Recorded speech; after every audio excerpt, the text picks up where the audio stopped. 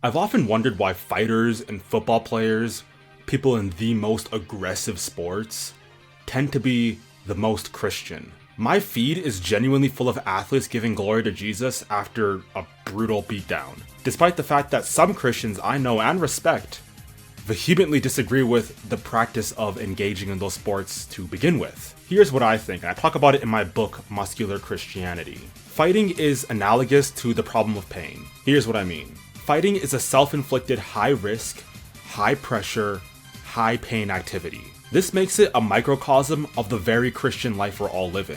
Both practices embrace pain and difficulty, all for a higher purpose. You can choose to be atheist and live by your own desires, and it's going to be a much easier life than submitting yourself to God's will. But you choose to walk with God, and walking with God is the hardest thing that you could possibly choose to do.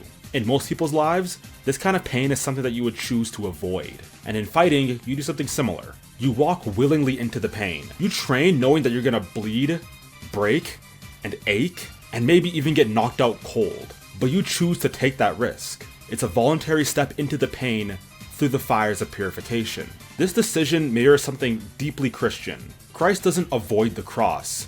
He actually walks right into it.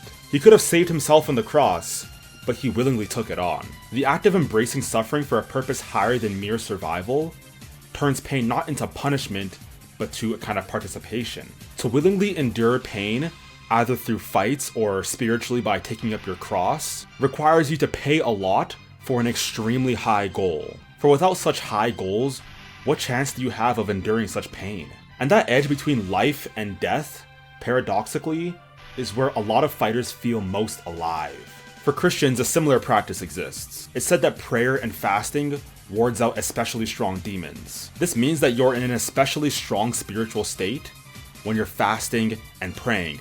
In other words, you're on the brink of death, yet spiritually enlivened. And a similar idea holds true with the death and resurrection of Christ. When he faced death willingly, he became the gate to life. Jesus really is the most hardcore and tough man to ever walk the earth. This aspect of him resonates with a lot of people who are on the more muscular side of Christianity. And of course, I'll talk a lot more about this in my book, Muscular Christianity, if you're curious.